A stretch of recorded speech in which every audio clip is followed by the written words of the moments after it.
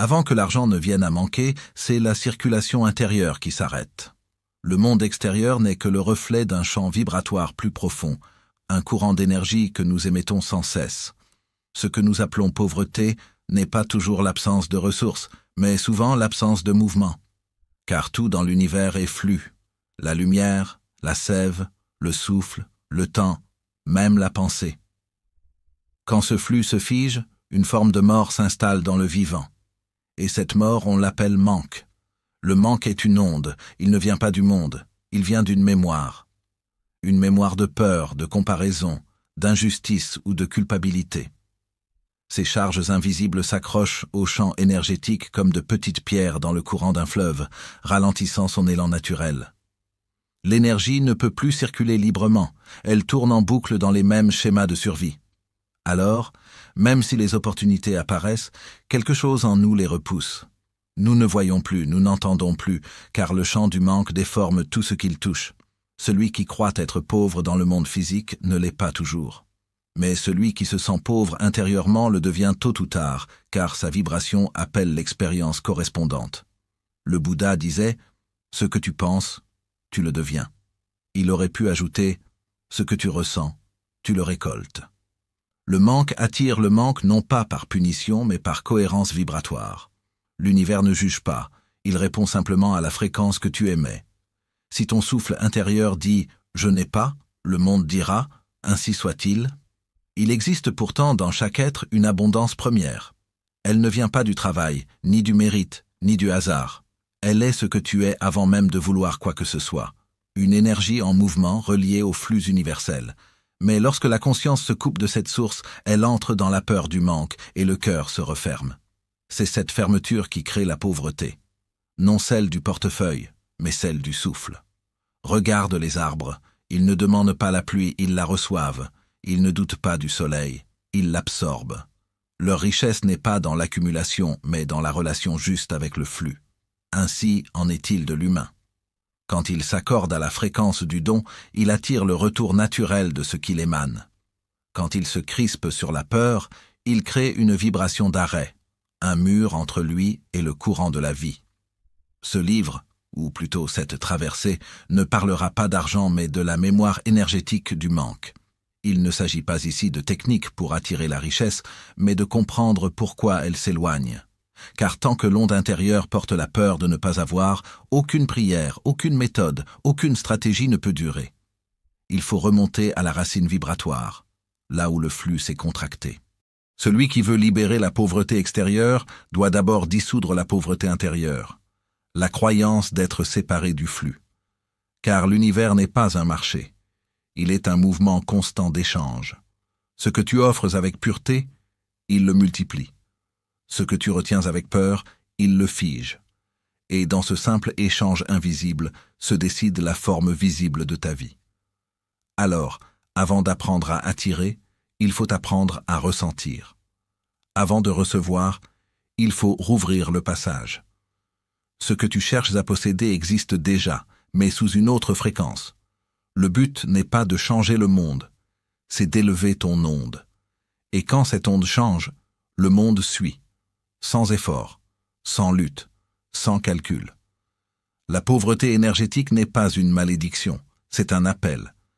Elle te dit que le flux a été interrompu, que quelque chose en toi réclame à nouveau la lumière du passage.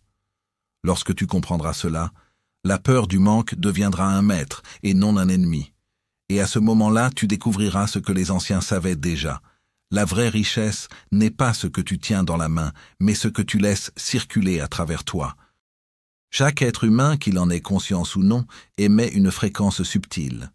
Une onde qui le précède, qui parle avant lui, qui agit en silence. Cette fréquence n'est pas faite de mots ni de gestes. Elle est l'empreinte vibratoire de tout ce qu'il a vécu, de tout ce qu'il croit être, de tout ce qu'il retient. Elle compose une sorte de musique intérieure que l'univers entend avant même qu'il n'ait formulé un souhait. Certains résonnent avec la confiance, d'autres avec la peur. Certains vibrent l'abondance, d'autres le manque. Ce n'est pas une question morale, c'est une question de fréquence. Le manque, à sa racine, n'est pas une absence de choses, c'est une fréquence désaccordée. C'est comme une corde d'instrument trop tendue, qui sonne faux même si elle vibre encore. Elle ne peut pas produire la mélodie juste, car elle garde en elle la mémoire d'une tension. De même, l'être humain qui a intériorisé la peur du manque continue à vibrer cette tension même lorsqu'il possède quelque chose. Il peut avoir de l'argent, des biens, un statut, mais la vibration du manque demeure en lui, imperceptible mais réelle, comme une brume autour du cœur. Cette vibration n'est pas née de lui seul. Elle est héritée, transmise de génération en génération, comme une blessure subtile dans la mémoire collective. Dans certaines familles, le manque est une religion silencieuse. On apprend à craindre le gaspillage, à redouter l'avenir, à mériter chaque chose comme si la vie devait justifier ses dons. Dans d'autres, il prend la forme d'une honte, d'un sentiment de petitesse, d'une conviction que les autres ont plus de chance. Ces croyances ne sont pas des idées, ce sont des programmes énergétiques inscrits dans le corps, dans la respiration, dans la manière de regarder le monde. C'est là que commence la signature du manque, dans la manière dont on se relie à la vie. L'être aligné à l'abondance regarde le monde comme un champ infini d'échanges possibles. Celui qui vibre le manque le voit comme un espace de rareté. Le premier ressent la gratitude naturelle du flux, le second vit dans la peur de perdre. Et cette peur, imperceptible parfois, suffit à altérer la circulation du souffle vital. L'énergie cesse de circuler librement, car elle se fige dans la méfiance, dans la comparaison, dans le besoin de contrôler. La signature vibratoire du manque se manifeste souvent à travers le langage. Les mots révèlent les ondes.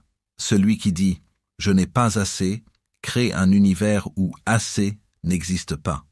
Celui qui répète « je ne peux pas » ferme inconsciemment la porte à tout ce qui voudrait entrer.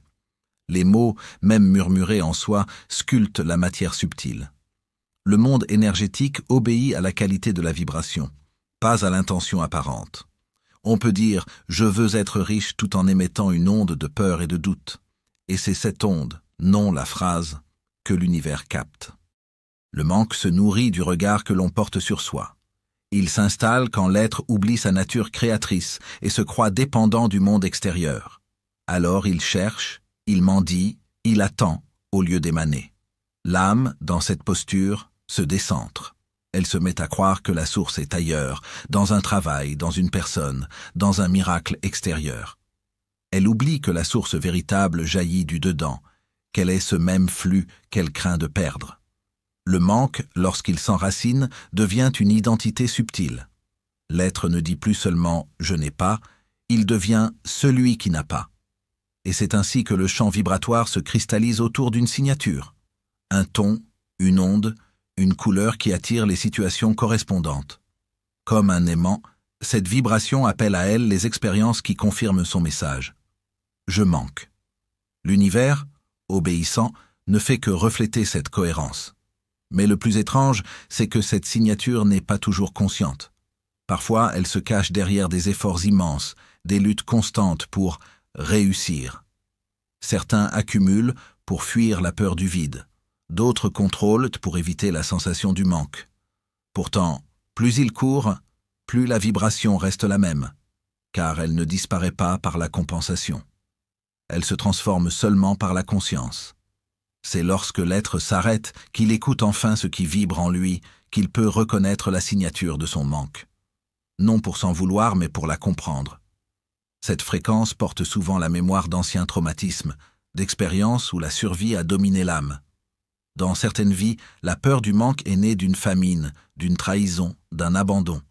Dans d'autres, d'une éducation basée sur la privation ou la culpabilité. Toutes ces empreintes sont comme des ondes anciennes qui continuent à traverser le présent. La conscience, lorsqu'elle descend dans cette mémoire, devient le feu de purification. En observant le manque sans le juger, elle le transforme.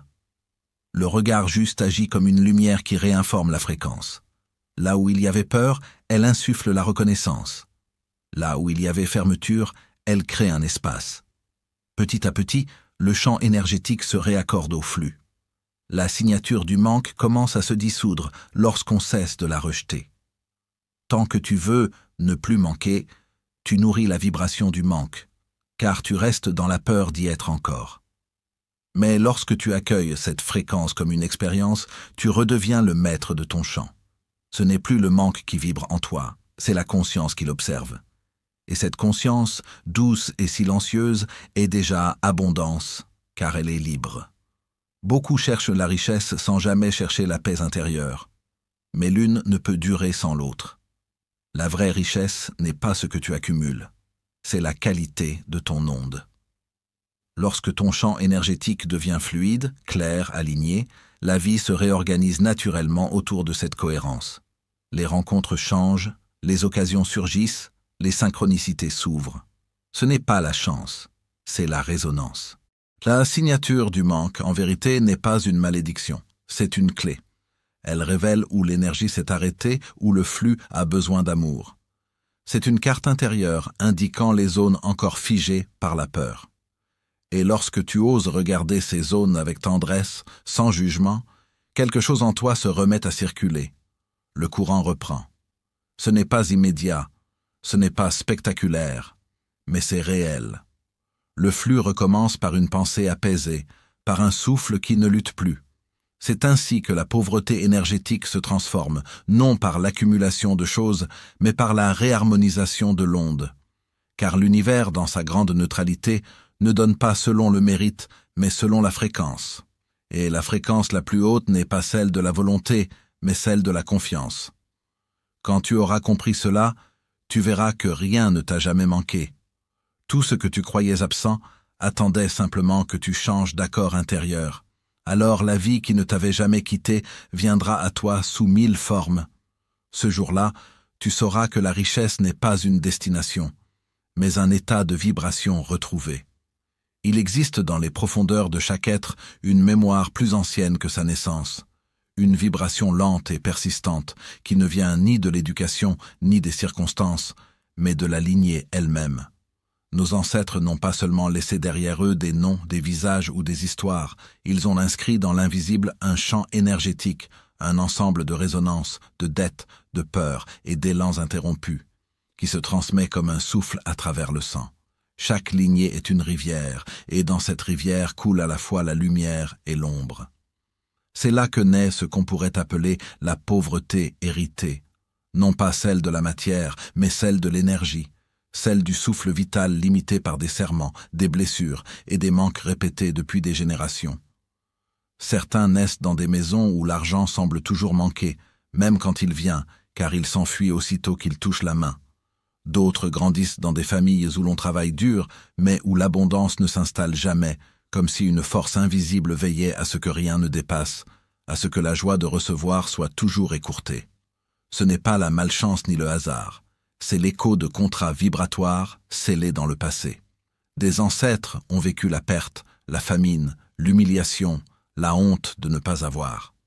Ces émotions, au lieu de s'éteindre avec eux, sont restées dans le champ familial, comme des entités de densité, de peur et de limitation. Ainsi, sans même le savoir, nous portons sur nos épaules le poids des prières non exaucées de ceux qui nous ont précédés. L'héritage vibratoire n'est pas une malédiction, mais une continuité. Il montre à quel point l'humain est relié. Lorsqu'un ancêtre a connu la peur du manque, cette peur a laissé une empreinte dans la trame de l'âme collective du clan. Les cellules énergétiques s'en souviennent. Il suffit qu'un descendant soit sensible, ouvert ou spirituellement mûr pour qu'il ressente dans sa vie ce poids venu d'ailleurs. Non pas pour le subir, mais pour le transformer. Car tout héritage vibratoire est une mission déguisée. Il te montre ce que tes ancêtres n'ont pas su guérir. Il te confie la responsabilité de purifier la rivière pour que les générations suivantes puissent boire une eau plus claire. Pour cela, il faut oser écouter les murmures du sang. Derrière les gestes du quotidien, les manières de parler de l'argent, se cachent des mémoires familiales. Quand une mère dit à son enfant « l'argent ne pousse pas sur les arbres », elle répète sans le savoir une peur qui ne lui appartient pas. Quand un père se vante de « se débrouiller sans rien », il réactive un ancien serment de survie pris dans une autre époque. Ces phrases, ces habitudes, ces croyances sont les fils d'une toile vibratoire. Et celui qui souhaite s'en libérer doit cesser de juger sa lignée. Il ne s'agit pas d'accuser le passé, mais de le comprendre. Ferme les yeux un instant. Imagine tes ancêtres, non pas comme des figures lointaines, mais comme des âmes rassemblées autour d'un feu. Certains pleurent encore, d'autres rient. Certains tiennent entre leurs mains des pièces qu'ils n'ont jamais su garder, d'autres des outils usés par le travail. Tous te regardent, et dans leurs yeux il n'y a ni reproche ni demande, seulement une attente silencieuse, celle que tu oses rompre le cercle. Car eux, pris dans la densité du monde ancien, n'ont pas eu les moyens de comprendre que la richesse ne vient pas du sol, mais de la vibration qu'on émet vers lui. Toi, tu peux le comprendre. Tu es celui ou celle par qui la mémoire se change en lumière. Rompre les chaînes vibratoires ne se fait pas en une seule prière, ni en une seule décision mentale. Il faut redescendre dans la chair, car la mémoire des ancêtres ne réside pas dans les pensées, mais dans le corps énergétique. Elle se manifeste dans le ventre contracté quand vient la peur de manquer, dans la gorge serrée quand il faut demander, dans les épaules lourdes quand il s'agit de recevoir. Chaque tension est une phrase ancienne, gravée dans le souffle. Le corps est l'archive du clan. C'est pourquoi, pour libérer l'héritage, il faut d'abord écouter les résistances. Non pas les repousser, mais les accueillir comme des enfants apeurés qui n'ont jamais entendu de voix douce. Les anciens sages disaient « Ce que tu refuses de voir dans ta lignée, tu le répètes. Ce que tu regardes avec amour, tu le transmuteras. » Il faut parfois pleurer pour ceux qui n'ont jamais pu pleurer, pardonner pour ceux qui n'ont pas su pardonner. Redire oui à la vie, là où des générations ont dit non par fatigue ou par honte. Alors l'énergie se remet à couler. Ce n'est pas magique, c'est vibratoire. Quand tu honores ta lignée sans la juger, tu ouvres une brèche de lumière dans un champ de siècles.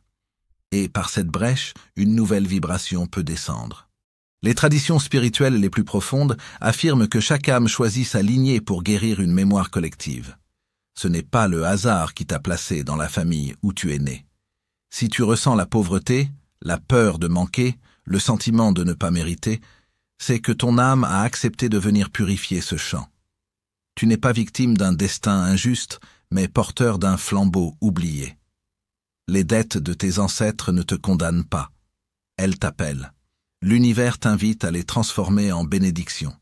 Et cette transformation commence quand tu changes ton regard sur eux, quand tu passes du jugement à la reconnaissance, du rejet à la gratitude.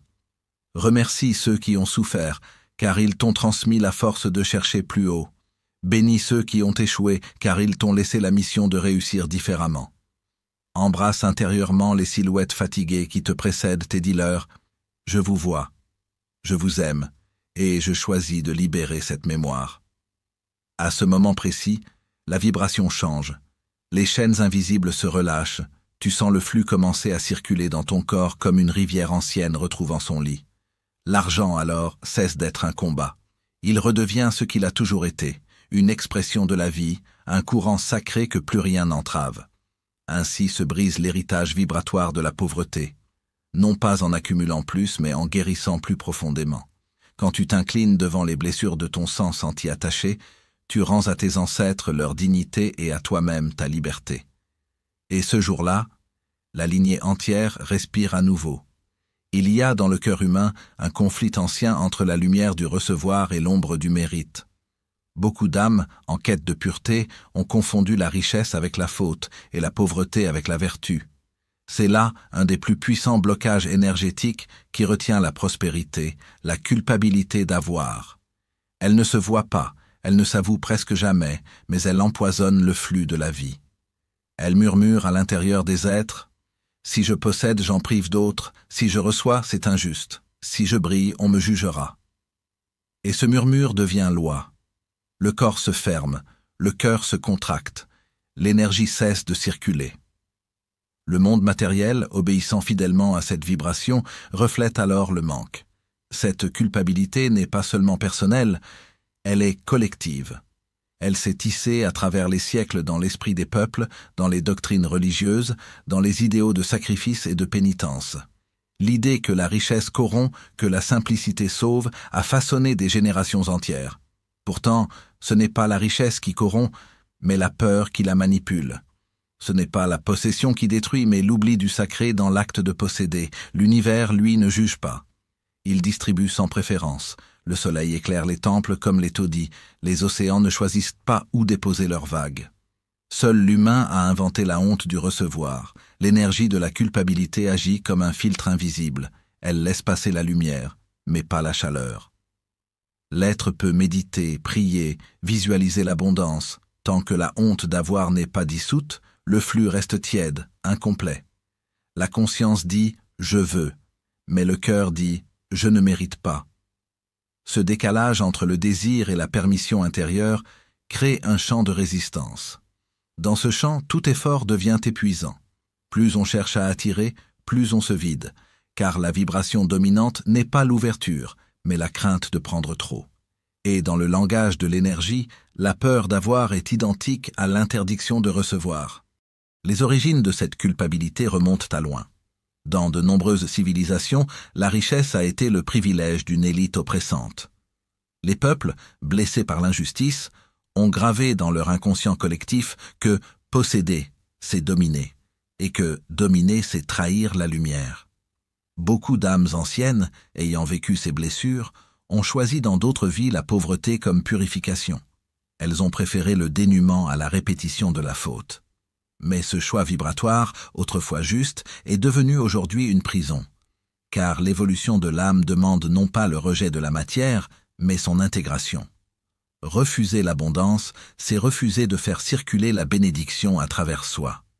Recevoir n'est pas prendre, c'est laisser passer.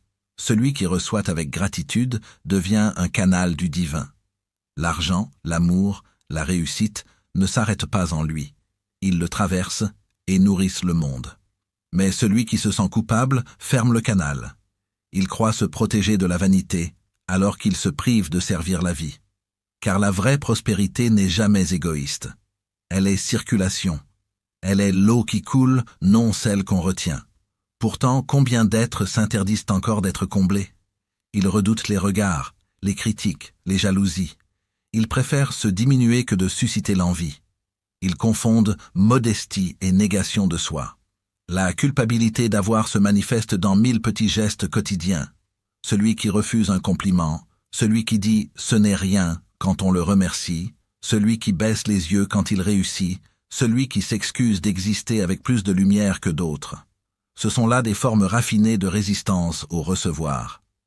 L'univers écoute ces refus silencieux. Il n'impose rien.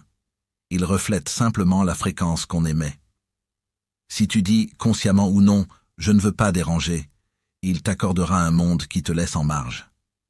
Si tu dis « je préfère peu pour ne pas faire de mal », il réduira ton champ. Et tu croiras que c'est le destin. Mais ce n'est pas le destin, c'est la vibration de ton autorisation intérieure. Pour guérir ce blocage, il faut d'abord oser regarder la racine émotionnelle de la honte. La culpabilité d'avoir vient d'un manque d'amour envers soi. Elle dit, au fond, « je ne suis pas digne de recevoir la plénitude ». Ce n'est pas une idée, c'est une douleur. Et cette douleur s'adoucit seulement quand tu cesses de croire qu'il faut mériter la vie.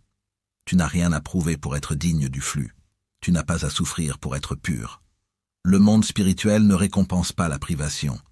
Il répond à la vibration d'ouverture. Ce que tu accueilles sans peur devient sacré, parce qu'il circule à travers un cœur conscient. C'est pourquoi le véritable travail n'est pas d'attirer plus, mais de guérir la honte d'attirer. Tu ne peux pas accueillir la richesse si tu continues à croire qu'elle s'allie. Tu ne peux pas recevoir l'amour si tu penses qu'il te rend dépendant. Tu ne peux pas vivre la joie si tu t'excuses d'être heureux. L'univers ne connaît pas la punition, seulement la résonance. Quand tu vibreras la gratitude de recevoir, tout l'univers se mettra à te donner, non pas pour te combler toi seul, mais pour que la vie se prolonge à travers toi. Les sages de toutes les traditions le savaient. La richesse véritable est un état de conscience. Être riche, c'est être aligné. Ce n'est pas accumuler, c'est permettre. Quand ton cœur se libère de la peur du jugement, il devient un soleil silencieux. Tu n'as plus besoin de cacher ton éclat. Tu comprends que ton abondance inspire, qu'elle ouvre la voie à d'autres. Celui qui reçoit avec humilité montre aux autres qu'ils peuvent, eux aussi, s'autoriser à recevoir. L'abondance consciente est contagieuse. Elle élève les fréquences, elle nettoie les mémoires. Mais pour en arriver là, il faut traverser la blessure. Ressentir cette petite voix qui te dit Si j'ai, on me rejettera. Si je gagne, on m'enviera. Il faut la prendre dans tes bras comme un enfant perdu, lui dire « Tu as cru que c'était mal, parce qu'on t'a appris à avoir peur de ta lumière. Mais la lumière n'appartient à personne. Elle passe par toi. » Alors la honte se dissout. Tu ne cherches plus à fuir la prospérité ni à la justifier. Tu l'accueilles comme un souffle naturel, une respiration divine. Regarde la nature. Elle ne se sent pas coupable de sa beauté. L'arbre ne s'excuse pas de porter 1000 fruits, le soleil ne demande pas pardon d'éclairer la mer. L'abondance est un langage universel de la vie, et l'humain est le seul être à s'en être détaché par peur du jugement. Retrouver la paix avec l'abondance, c'est redevenir naturel. C'est retrouver le mouvement du don et du recevoir, sans séparation, sans calcul, sans honte. Ainsi, la guérison de la culpabilité d'avoir est une initiation à la confiance. Elle demande de reconnaître que ton bonheur n'enlève rien à personne, que ta prospérité ne prive personne, que la vie est si vaste qu'elle peut nourrir tous ceux qui s'ouvrent à elle. Quand tu t'autorises à recevoir, tu ne prends pas plus. Tu permets au flux de continuer son œuvre à travers toi.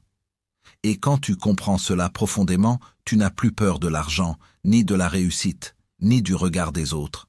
Tu deviens un serviteur du flux divin et chaque bénédiction que tu accueilles devient lumière pour le monde. Voilà le vrai secret de l'abondance. Elle ne se mérite pas. Elle s'accepte. Elle ne se conquiert pas. Elle s'autorise. Et celui qui cesse de se sentir coupable d'avoir entre enfin dans le cercle sacré du recevoir, là où la gratitude devient richesse, et la richesse devient prière. Le mental humain est une architecture d'une précision redoutable. Il calcule, mesure, anticipe, cherche à comprendre pour se sentir en sécurité. Mais cette structure, qui fut jadis un outil, est devenue chez beaucoup un maître tyrannique. Le mental veut contrôler le monde, retenir les certitudes, sécuriser le futur. Il ne sait pas faire confiance, il veut garantir. Il n'a pas la foi, il veut des preuves. C'est pourquoi il bloque le flux de l'énergie vitale, et avec elle, celle de l'abondance. L'argent, comme toute énergie, ne répond pas aux équations du mental. Il circule par vibration, par ouverture, par harmonie. Dès que le mental s'en empare, dès qu'il veut le posséder ou le retenir, le flux se fige. Le mental est une forteresse construite par la peur. À l'origine, cette peur était utile. Elle préservait la survie. Elle disait « prudence, danger, attends ». Mais à mesure que la conscience humaine s'est éloignée de son essence spirituelle, le mental est devenu le gardien d'un royaume qu'il ne comprend pas. Il tente de contrôler les choses de la matière sans comprendre les lois de l'énergie. Il veut attirer la richesse tout en refusant le lâcher-prise. Il veut recevoir sans donner. Il veut gagner sans se relier. Et cette dissonance crée stagnation, fatigue et manque. Car la vie, elle, ne connaît qu'un seul mouvement, la circulation. L'énergie de l'argent, comme celle de l'eau, fuit tout réservoir fermé. Le mental, en voulant retenir, ferme les vannes. Il dit « je garde pour plus tard ». Je ne peux pas. Ce n'est pas le moment. Chaque peur ainsi formulée devient un verrou. Peu à peu, l'énergie stagne. L'univers, fidèle à la vibration intérieure, reflète cette immobilité. Les opportunités se ferment, les synchronicités s'éteignent, les relations se crispent. Le flux ne meurt jamais, mais il attend qu'on lui rouvre la voie. Et cette voie, c'est le cœur. Le mental, lui, veut comprendre le comment. Le cœur, lui, se contente du pourquoi. Le mental demande des plans, des chiffres, des garanties. Le cœur sent la justesse et agit. Quand tu écoutes le mental, tu te places dans le calcul. Quand tu écoutes le cœur, tu entres dans la confiance. La différence est invisible, mais elle change tout. L'énergie de l'argent, qui est une énergie du vivant, ne répond qu'à la confiance. Elle s'épanouit là où la circulation est libre, où le don précède le retour. Le mental, prisonnier de sa logique, croit qu'il faut recevoir avant de donner. Mais la vie, elle, fonctionne à l'inverse. Elle récompense ceux qui offrent avant d'attendre. Il est fascinant de voir à quel point le mental s'attache à la possession. Il veut garder parce qu'il croit que la sécurité est dans le stock, alors que la vraie sécurité est dans le flux. Quand tu respires, tu n'essaies pas de retenir l'air. Tu inspires, tu expires, et l'air revient toujours. Si tu décides de garder ton souffle, tu t'étouffes. C'est exactement ce que fait le mental avec l'énergie de l'argent. Il retient, il calcule, il se méfie et finit par manquer d'air. L'univers, voyant cela, ne punit pas. Il respecte simplement ton signal. Je ne fais plus circuler. Alors la vie attend, silencieuse, que tu respires à nouveau. Cette stagnation mentale se manifeste souvent par la tension physique. Les épaules lourdes, le plexus fermé, la respiration courte. Chaque peur du manque se loge dans le corps. Chaque inquiétude financière devient une contraction énergétique. Et comme le corps est le temple de l'esprit, ce qui se contracte en toi finit par se refléter autour de toi. Tu attires des situations qui confirment tes peurs. Tu vis exactement ce que ton mental redoute, non parce que tu l'as voulu, mais parce que tu l'as vibré. La peur attire son propre miroir. C'est pourquoi les sages disaient « ce que tu crains, tu le nourris ». Apprendre à laisser circuler, c'est donc une pratique intérieure. Il ne s'agit pas de dépenser sans conscience ni de se détacher du monde matériel. Il s'agit de rétablir le mouvement naturel du don et du recevoir. Quand tu donnes avec joie, tu libères le flux. Quand tu reçois sans honte, tu nourris le cycle. Quand tu remercies sans attente, tu ouvres les portes invisibles. C'est simple, mais le mental n'aime pas la simplicité. Il cherche à compliquer, à douter, à vérifier. Il veut comprendre la magie avant de la laisser agir, et c'est là qu'il bloque la porte de la prospérité. Beaucoup d'êtres se battent contre le manque par le mental. Ils multiplient les stratégies, les calculs, les méthodes. Mais plus ils planifient, plus ils épuisent leur énergie, car le plan sans vibration ne crée rien. L'univers ne répond pas à la logique, il répond à la fréquence. Si ta fréquence est celle du manque, peu importe la stratégie, elle échouera. Si ta fréquence est celle de la confiance, même une simple intention peut ouvrir les cieux. Le mental, incapable de comprendre cela, veut tout contrôler.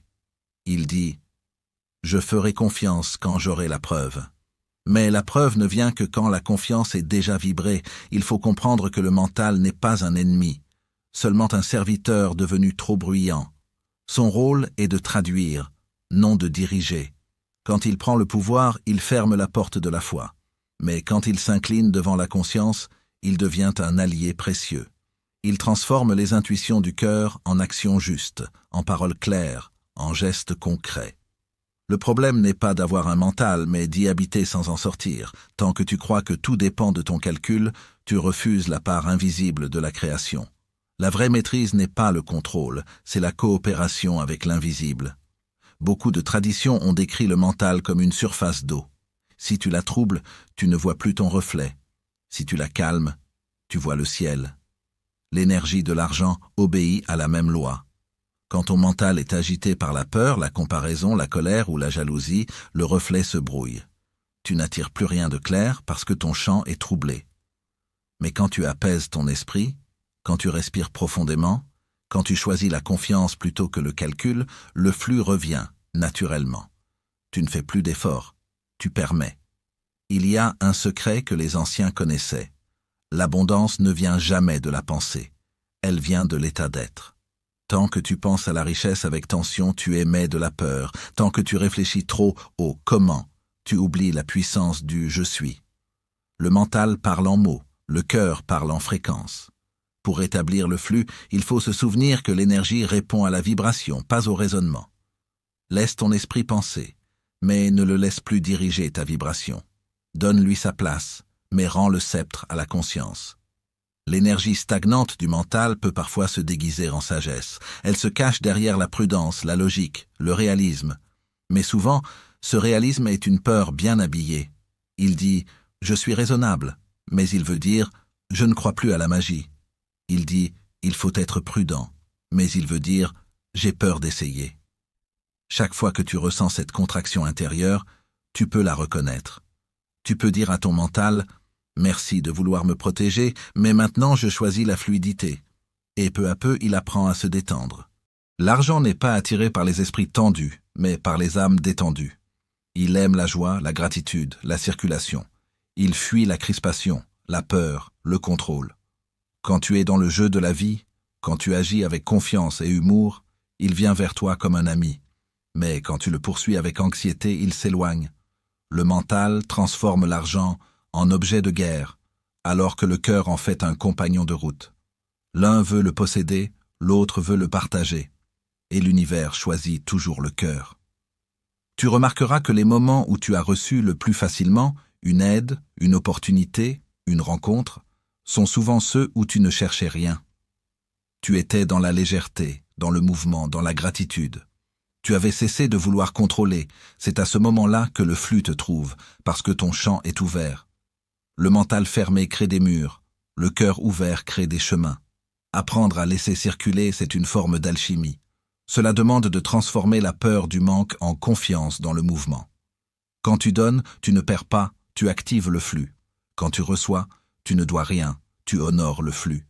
Quand tu laisses aller ce qui n'a plus de place, tu prépares le terrain pour ce qui doit venir. Le mental ne comprend pas cela, mais ton âme le sait depuis toujours. Alors, respire profondément. Observe ton mental quand il veut retenir, calculer, juger. Regarde-le sans lutte. Dis-lui doucement, « Tu as fait ton temps. Je n'ai plus besoin de contrôler la rivière. Je deviens la rivière. » Et dans cette simple détente, tu sentiras le courant revenir. L'argent, l'amour, les idées, les synchronicités, tout recommence à circuler. Tu n'as rien fait, tu as seulement cessé de bloquer. Le mental est un verrou, mais la conscience est la clé. Tant que tu t'identifies à tes pensées, tu es enfermé dans une pièce sans fenêtre. Dès que tu observes le mental sans t'y perdre, une porte s'ouvre. Derrière cette porte, le flux t'attend depuis toujours. Et dans ce flux, il n'y a ni peur ni calcul, seulement la respiration de la vie, éternelle, infinie, généreuse. C'est cela, retrouver le flux, apprendre à respirer sans serrer, donner sans crainte, recevoir sans honte, exister sans contrôle. Alors, l'énergie circule à nouveau, et tout ce que tu croyais devoir chercher vient à toi, porté par le courant silencieux de ton esprit apaisé. Il existe en l'être humain un corps que les yeux ne voient pas, mais dont chaque fibre influence la manière dont la vie circule. Ce corps, les anciens l'appelaient le corps de souffle, le corps subtil, le corps éthérique. Il n'est pas fait de chair, mais d'ondes. Il n'est pas mesuré par la main, mais par la résonance. C'est dans ce tissu invisible que l'énergie de la prospérité, du mouvement, de la réception et de l'expression se déploie ou se bloque. Et c'est là que se cachent les blessures profondes, celles qui empêchent l'âme de recevoir ce qu'elle appelle pourtant depuis longtemps. Chaque être humain porte en lui 7 centres d'énergie, disposés comme une colonne sacrée, une échelle intérieure entre la terre et le ciel. Chacun de ces centres est lié à une dimension de la vie, la survie, le désir, la volonté, la confiance, l'amour, la parole, la vision et enfin la conscience ouverte. Quand l'un de ces centres se referme, l'énergie ne circule plus. Et lorsqu'elle ne circule plus, elle stagne, elle s'alourdit, elle se transforme en manque, en fatigue, en doute, en blocage matériel. L'argent n'est pas une simple matière, c'est une forme condensée du flux vital. Celui qui n'arrive pas à recevoir l'argent, la fluidité, l'ouverture, est celui dont un ou plusieurs centres vibratoires portent une ancienne blessure qui n'a pas encore été reconnue. La première blessure se trouve dans le centre de la survie, là où réside la mémoire du froid, de la faim, de la peur de manquer. Ceux qui ont grandi dans des environnements où chaque pièce comptait, où l'on répétait « fais attention », on n'a pas les moyens, la vie est dure, portent dans leur chair invisible une empreinte de contraction. Ils avancent dans le monde comme quelqu'un qui marche sur un sol qui pourrait s'ouvrir sous ses pieds à tout moment. Ils vivent dans la retenue permanente. Même lorsqu'ils commencent à recevoir, l'énergie repart aussitôt. Elle ne peut pas rester, parce que l'être profond ne se sent pas en sécurité. Tant que ce centre n'est pas apaisé, l'expansion est impossible. On peut apprendre à travailler, à économiser, à s'efforcer, mais rien ne se construit durablement. La pauvreté devient un sol intérieur qui appelle à lui des circonstances similaires.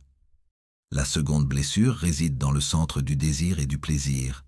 Ici, beaucoup ont appris à se punir eux-mêmes.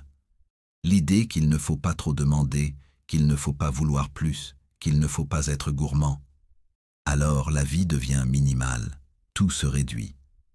La personne croit qu'elle est humble, Mais ce n'est pas de l'humilité, c'est de la peur déguisée. L'univers, lui, répond à l'ouverture, à l'acceptation du flux, au oui intérieur. Beaucoup ont été éduqués dans la honte du plaisir. Ils pensent que le beau, le doux, le vaste, le confortable ne sont pas pour eux. Ils se sentent coupables dès qu'ils reçoivent quelque chose de grand. Et cette culpabilité ferme la porte aux bénédictions. Ce centre ne peut s'ouvrir que lorsqu'on comprend que la vie n'est pas un fardeau à porter, mais une danse à accepter. Celui qui s'interdit le plaisir s'interdit la prospérité, car les deux parlent le même langage, celui de la réception. La troisième blessure se trouve dans le centre de la volonté. Ce centre est la forge intérieure, l'endroit où la flamme de l'âme devient action dans le monde. Beaucoup ont été brisés à cet endroit. On a dit « Tu n'y arriveras pas. Ce n'est pas pour toi. Tu rêves trop. Reste à ta place. » Alors la flamme s'est éteinte.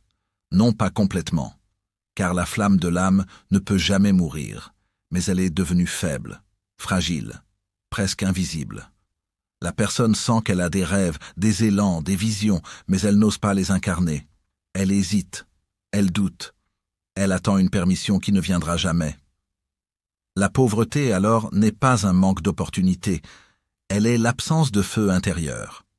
Il suffit parfois de raviver la braise d'une seule conviction pour que l'énergie se remette à circuler et que le monde extérieur se réarrange. La quatrième blessure réside dans le centre du cœur. Ici se trouve la blessure la plus profonde, celle de ne pas se sentir digne d'être aimé. Celui qui ne croit pas être aimable croit inconsciemment que tout ce qu'il reçoit est une erreur. Alors il rejette, il sabote, il détruit ce qui vient. Il a peur de s'attacher. Il se ferme. La prospérité est une forme d'amour du monde envers nous. Si l'on croit que l'on n'en est pas digne, on mettra 1000 barrières invisibles entre soi et ce qui nous appartient déjà. Le cœur, lorsqu'il est guéri, n'a pas besoin de mendier. Il attire. Il ne cherche pas à retenir. Il magnétise. Le flux de l'abondance se mesure dans la capacité du cœur à s'ouvrir et à rester ouvert, même devant l'inconnu. La cinquième blessure repose dans la parole. Combien d'êtres humains murmurent contre eux-mêmes sans arrêt « Je n'y arriverai jamais. Je ne suis pas comme les autres. Je n'ai pas de chance. Ce n'est pas pour moi. » La parole est une onde. Et cette onde crée. Lorsqu'on parle contre soi, l'existence obéit. Ce centre est souvent blessé par l'humiliation, le silence imposé, la peur d'être entendu. Tant qu'on ne retrouve pas la capacité de dire sa vérité sans trembler, l'énergie ne trouve pas le canal pour se manifester dans le monde. La sixième blessure est celle de la vision. Voir grand demande du courage. Beaucoup se sont habitués à la petitesse, à la survie, à la répétition. Le monde intérieur s'est rétréci. Tout est devenu petite pièce, petit rêve, petit souffle. Or l'âme n'est pas venue pour vivre en réduction. Elle est venue pour se déployer. Lorsque la vision se ferme, la vie se referme. La septième blessure, enfin, est la séparation du sacré. Lorsque l'être humain croit qu'il est seul, qu'il doit tout porter, tout calculer, tout mériter, tout gagner par effort, le flux énergétique se contracte complètement. La prospérité n'est pas un effort, c'est un accord avec la vie. Celui qui sent qu'il est porté, guidé, accompagné, celui-là n'a plus besoin de stocker, de retenir, de serrer. Il reçoit comme on respire. Guérir les blessures du corps vibratoire ne consiste pas à forcer l'énergie, ni à suivre des techniques mécaniques. Cela demande d'écouter profondément, d'honorer l'enfant intérieur qui a eu peur, l'adolescent qui s'est caché, l'adulte qui s'est limité. Cela demande de revenir à soi avec douceur, avec patience, avec présence. Lorsque ces blessures se dissolvent, l'énergie recommence à circuler. Et lorsque l'énergie circule, la vie matérielle, naturellement, se transforme. La prospérité ne vient pas d'abord du monde. Elle vient du corps vibratoire qui, lorsqu'il est guéri, redevient un fleuve. Et ce fleuve, rien ne peut l'arrêter. Il existe en l'être humain des accords silencieux, des engagements intérieurs passés sans voix, sans documents, sans témoins, et pourtant plus puissants que toutes les lois de la matière. Ce sont des pactes vibratoires. Ils se nouent dans des instants de peur, d'humiliation, de blessure ou de transmission non consciente. Ces pactes façonnent l'identité, ils deviennent une manière d'être dans le monde. Parmi eux, l'un des plus puissants et des plus destructeurs est le pacte avec le manque. C'est un accord presque sacré, ancien, souvent transmis de génération en génération, souvent renforcé par la religion, l'éducation, la morale ou les souvenirs de souffrance. Le pacte dit simplement « Il vaut mieux manquer que perdre son âme. Il vaut mieux être pauvre, mais bon, humble, fidèle, sincère, que d'être riche, puissant, visible et corrompu. » Ce pacte repose sur une confusion profonde. La confusion entre richesse et perversion, entre abondance et orgueil, entre expansion et danger. Beaucoup ont grandi en voyant que l'argent détruisait les familles, provoquait les conflits, révélait la jalousie, réveillait les ombres. Beaucoup ont vu des êtres devenir durs, avares, froids lorsqu'ils gagnaient plus. Beaucoup ont entendu dire que l'argent change les gens. Et comme l'être humain craint plus que tout de perdre son essence véritable, il a choisi inconsciemment de se protéger. Il a préféré rester du côté du manque, du côté de l'humilité apparente, du côté de la discrétion, croyant ainsi préserver son âme. Mais le manque n'a jamais été une preuve de pureté. Le manque n'a jamais été un signe de vertu. Le manque est seulement un état énergétique contracté, dévié de sa source naturelle. Pourtant, l'inconscient ne le sait pas. L'inconscient se souvient seulement de la peur de devenir quelqu'un que l'on ne reconnaîtrait plus. Il se souvient de ces phrases prononcées par des ancêtres, des parents, des éducateurs. L'argent change les gens. Les riches sont égoïstes. Ceux qui cherchent la prospérité oublient Dieu. Celui qui a trop oublié d'aimer. Ces phrases sont devenues des lois intérieures. Elles se sont inscrites dans le sang, non comme vérité, mais comme protection. Alors, même lorsque la vie tente d'envoyer la prospérité, l'être la refuse. Non pas consciemment, non pas volontairement, mais profondément. L'énergie dit « Je ne peux pas aller là-bas. Si j'accepte l'abondance, je perds mon innocence. Si je gagne, je trahis ceux qui n'ont pas pu. Si j'avance, je risque de devenir celui que j'ai juré de ne jamais être. » Ce pacte crée une forme d'auto-sabotage invisible. La personne travaille, se forme, s'efforce, mais au moment où l'opportunité se présente, quelque chose se resserre, une peur remonte, une résistance sourde se manifeste. Elle trouve une excuse, elle remet à demain. Elle crée inconsciemment un obstacle, elle laisse passer la chance.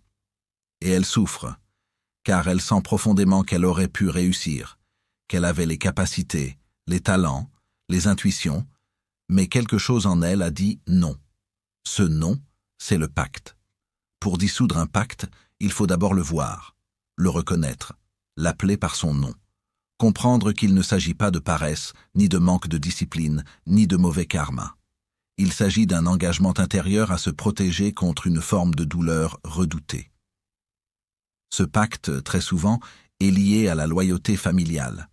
Beaucoup se disent intérieurement « Si je deviens prospère, je vais dépasser ceux que j'aime, je vais les laisser derrière moi, je vais les trahir. » Alors la personne se retient. Elle se contente du minimum. Elle vit à moitié. Non pas parce qu'elle le veut, mais parce qu'elle a juré de ne jamais abandonner sa lignée. La vérité pourtant est différente. La prospérité d'un membre de la lignée peut guérir les anciens. Mais l'inconscient ne le sait pas. Il a peur. Il croit protéger l'amour. Alors il choisit la petite vie, la vie contenue, la vie répétée. Et il souffre. Car l'âme, elle, n'a jamais conclu ce pacte. Seul l'ego blessé l'a fait.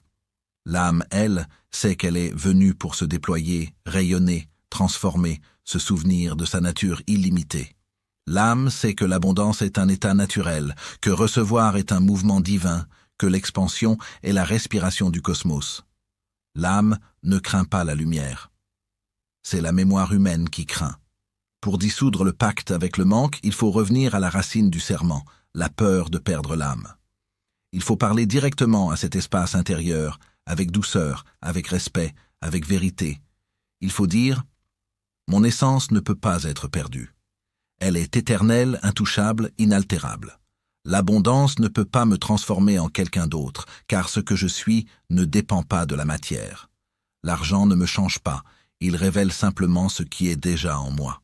Si la bonté est en toi, l'abondance l'amplifiera. Si la sagesse est en toi, la prospérité l'illuminera. Si l'amour est en toi, les ressources l'étendront. Ce n'est pas l'argent qui corrompt, C'est l'âme qui a déjà oublié qui elle est. La dissolution du pacte demande un acte intérieur de souveraineté, une reconquête, un rappel. Je n'ai pas besoin de choisir entre l'âme et l'abondance. Je n'ai jamais eu à choisir. Les deux proviennent de la même source. Lorsque ce souvenir s'actualise, la contraction se relâche, quelque chose se remet à respirer. L'énergie circule. Le monde extérieur commence à se transformer, non pas brutalement, mais comme une terre qui dégèle. Lentement, doucement, naturellement. Il existe, au cœur du mouvement de la vie, une respiration subtile que l'on oublie trop souvent. Cette respiration n'est pas seulement celle du corps, c'est la respiration des énergies, des relations, des échanges, de tout ce qui circule entre les êtres. Cette respiration dit donner et recevoir. Comme l'inspire et l'expire, aucun des deux ne peut exister sans l'autre. Mais beaucoup ont été éduqués à croire que donner est noble et que recevoir est égoïste. Alors ils donnent sans cesse, jusqu'à se vider complètement, jusqu'à se dévitaliser. Ils pensent que la bonté consiste à s'oublier. Et parce qu'ils ne savent pas recevoir, ils bloquent la circulation du flux. Ils deviennent des puits sans eau. Ils donnent, mais leur donne devient lourd, forcé, sacrifié, teinté de fatigue, d'attente ou de douleur muette. Pourtant, l'univers ne fonctionne pas ainsi. Dans la nature, rien ne donne en se sacrifiant. L'arbre ne se vide pas de sa sève pour nourrir les oiseaux. La rivière ne s'assèche pas pour contenter ceux qui y boivent. Le soleil ne s'éteint pas pour chauffer la nuit. La vie ne donne jamais en s'abandonnant. Elle donne en se renouvelant. Elle donne parce qu'elle est pleine. Elle donne parce qu'elle déborde. L'abondance n'est pas dans le sacrifice, elle est dans le débordement. Alors le véritable secret est là. Pour donner, il faut savoir recevoir. Pour recevoir, il faut reconnaître sa valeur. Et pour reconnaître sa valeur, il faut se souvenir de sa nature. Donner sans attendre est un acte noble, mais recevoir sans honte est un acte encore plus profond. Il est une guérison. Il est la dissolution d'une blessure très ancienne, la croyance que l'on n'a pas le droit d'être comblé. Beaucoup d'êtres portent en eux une douleur silencieuse. Ils veulent aider, ils aiment soutenir, ils veulent offrir. Mais lorsqu'un geste revient vers eux, lorsqu'un cadeau se présente, lorsqu'une bénédiction est prête à entrer, quelque chose en eux se contracte. Une gêne, une honte, une peur. Comme si recevoir les trahissait, les diminuait, les rendait redevables. Cette blessure vient de loin, elle vient d'une époque où recevoir signifiait dépendre, perdre sa liberté, devoir se soumettre à celui qui donne. Elle vient des histoires où la générosité n'était jamais innocente, où chaque aide avait un prix, où chaque main tendue portait une chaîne invisible. Alors pour se protéger, l'humanité a appris à se fermer, à dire « je n'ai besoin de rien, je me débrouille, je me suffis ». Ce qui semble force n'est souvent qu'une peur profondément enracinée. Mais la vie n'est pas faite pour l'autarcie. La vie est tissée de liens. La vie circule à travers des ponts invisibles entre les êtres. Recevoir, ce n'est pas prendre. Recevoir, c'est permettre à la vie de circuler en soi. Il y a aussi ceux qui donnent parce qu'ils veulent être aimés, reconnus, valorisés. Leur don n'est pas pur. Il est un appel, un besoin, un cri silencieux. Alors, lorsqu'ils ne reçoivent pas l'amour espéré en retour, ils souffrent, ils se sentent trahis, ils se sentent abandonnés, et ils disent « les gens ne savent pas apprécier, les gens ne savent pas recevoir ». Mais la vérité était ailleurs. Ils ne donnaient pas vraiment, ils échangeaient, ils offraient avec contrat caché. Le don véritable ne porte pas d'ombre, il ne cherche rien, il n'attend rien, il ne s'affirme pas. Il coule. Le recevoir véritable ne porte pas de honte. Il ne culpabilise pas. Il ne se justifie pas. Il ne s'explique pas. Il accueille. Lorsque donner et recevoir se réunissent dans l'âme, le flux se rétablit. Et ce flux, c'est l'abondance. Car l'abondance n'est pas une quantité. L'abondance est une circulation. Celui qui sait recevoir ne manque jamais. Celui qui sait donner ne se vide jamais. L'un nourrit l'autre. L'un respire dans l'autre. Pourtant, beaucoup vivent avec le cœur fermé. Non parce qu'ils sont froids, mais parce qu'ils ont été blessés. La fermeture est une armure, une protection, une survie. Ils ont aimé et n'ont pas été aimés en retour. Ils ont offert et n'ont pas été reconnus. Ils ont ouvert et on les a trahis. Alors le cœur s'est resserré, et avec le cœur, l'énergie, et avec l'énergie, l'argent. Car l'argent suit l'ouverture du cœur. L'argent est une énergie neutre. Il circule là où la vie circule. Il se fige là où l'âme se contracte. Quand le cœur est fermé, l'argent ne peut pas entrer. Quand l'être est en méfiance, la vie ne peut plus lui offrir. Quand la parole intérieure dit « je ne mérite pas », la matière se retire. Alors pour guérir les blocages de pauvreté, il ne suffit pas de vouloir plus d'argent. Il faut rouvrir l'espace du recevoir. Recevoir l'amour, recevoir la reconnaissance, recevoir la présence, recevoir la douceur, recevoir la gratitude, recevoir la beauté, recevoir la vie. Celui qui accepte de recevoir l'immatériel ouvre la porte au matériel. Car la vie ne segmente pas les courants. Elle donne en totalité. Il existe un geste intérieur très simple, mais très puissant. Un geste qui change la vibration. Un geste qui dissout des années de blocage, de peur, de retenue. Ce geste est dire oui. Oui à l'aide, oui au soutien, oui à la main tendue, oui au repos mérité, oui à la possibilité que les choses soient simples, oui au bonheur sans justification. Le oui intérieur est une prière silencieuse, une reconnaissance. Je suis prêt à recevoir. Je suis digne de recevoir. Je suis ouvert au flux. Et plus le oui devient naturel, plus la vie reflue vers l'être. Non parce qu'il a demandé, mais parce qu'il a libéré la porte.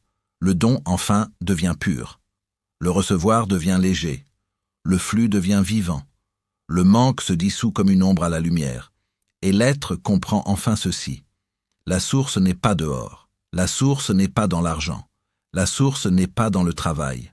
La source n'est pas dans la stratégie. La source est en soi. L'âme est une fontaine. Quand elle se souvient d'elle-même, elle déborde, et le monde commence à refléter l'intérieur. Alors, donner n'est plus un sacrifice. Recevoir n'est plus une honte, c'est un mouvement d'amour. Et l'abondance devient naturelle. La richesse n'a jamais été une histoire de possession, ni de chiffres, ni de lutte pour accumuler plus que les autres. Elle est une question de circulation, de souffle, d'ouverture intérieure. Celui qui croit que l'argent est extérieur à lui, qu'il doit le poursuivre, le conquérir, le mériter, se place immédiatement dans la vibration du manque. Car poursuivre, c'est reconnaître l'absence. Conquérir, c'est reconnaître la peur. Mériter, c'est reconnaître qu'on ne se pense pas digne. La pauvreté, dans son essence la plus profonde, est une séparation. Séparation d'avec soi, d'avec le flux naturel de la vie, d'avec la source d'où coule toute abondance. Elle n'est pas un échec matériel, elle est une blessure vibratoire. Et cette blessure ne se guérit pas par le combat, mais par le retour. Revenir à soi, revenir au cœur, revenir à la vérité simple que nous avions oubliée. Nous ne sommes pas des êtres isolés dans un monde hostile, forcés de survivre par l'effort, la tension et la lutte. Nous sommes des expressions vivantes de la vie elle-même. Et la vie, dans son essence, ne connaît pas le manque. La vie est généreuse, fluide, circulante. Regardez la nature. L'arbre ne compte pas ses feuilles, la rivière ne craint pas de s'épuiser en coulant, le ciel ne mesure pas la lumière qu'il offre chaque matin. L'abondance est l'état naturel, le manque est l'interruption de ce naturel. Une interruption née de peur, de mémoire, de croyances, d'armures construites pour survivre à l'époque où aimer était dangereux, où recevoir était suspect, où exister pleinement était un risque.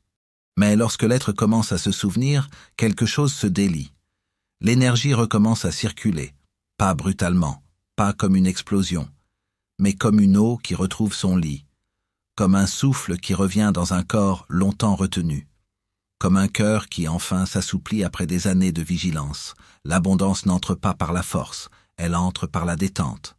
Elle entre lorsque le système intérieur cesse de se défendre contre elle. Elle entre lorsque l'être dit « Je n'ai plus peur d'être vivant, je n'ai plus peur d'être vu, je n'ai plus peur de recevoir, je n'ai plus peur d'être comblé. » Il arrive alors un moment, subtil mais décisif, où l'on comprend que l'argent n'était qu'un miroir, un reflet. La lumière se reflète dans celui qui la laisse entrer. Celui qui ouvre, reçoit. Celui qui reçoit, rayonne. Celui qui rayonne, attire. Et l'univers répond non à ce que nous demandons avec les mots, mais à ce que nous émettons avec l'être. On ne reçoit pas ce qu'on veut, on reçoit ce qu'on est prêt à accueillir. La guérison du manque n'est donc pas un travail extérieur, mais un retour intérieur. Elle ne demande ni stratégie, ni méthode compliquée, ni affirmations répétées comme des talismans vides. Elle demande une écoute, une honnêteté radicale, une douceur envers soi-même. Elle demande de regarder là où ça fait mal, là où le cœur s'est contracté, là où l'enfant intérieur a appris que se protéger était la seule façon d'exister. Elle demande du courage, oui, mais un courage tendre, celui d'ouvrir la main au lieu de la serrer. Et lorsque cette ouverture se fait, même timidement, même imparfaitement, le flux revient. D'abord en sensation, un espace plus large dans la poitrine, un souffle plus profond, une présence plus stable. Puis dans les relations, des synchronicités, des gestes qui arrivent au bon moment, des rencontres qui nourrissent. Puis dans la matière, opportunités, idées, ressources, soutien inattendu. L'argent n'est jamais la première manifestation de l'abondance. Il en est l'un des derniers reflets. La richesse commence dans le souffle, pas dans la banque. Ainsi, la conclusion de ce voyage n'est pas une règle, ni une morale, ni une technique. Elle est un rappel. L'argent n'est qu'une forme de la lumière. La lumière ne manque jamais. C'est nous qui parfois nous en sommes éloignés, mais la lumière ne se vexe pas. Elle ne punit pas. Elle ne réclame pas. Elle attend, avec une patience infinie. Dès que l'être revient, elle revient. Dès que la main s'ouvre, elle coule. Dès que le cœur dit oui, elle chante. Et ce chant, c'est le chant du flux retrouvé. Celui où donner redevient naturel, recevoir redevient sacré, et la vie redevient vivante. Celui où l'on cesse de survivre et où l'on recommence à exister. Celui où l'on comprend enfin « Je ne suis pas séparé du monde. Je suis une source parmi les sources. Je suis une vague dans l'océan. Et l'océan ne manque jamais de lui-même. Son mouvement est éternel. Sa générosité est sans fin. Sa lumière ne s'éteint pas. L'abondance n'était pas ailleurs. Elle était là, depuis toujours, en toi.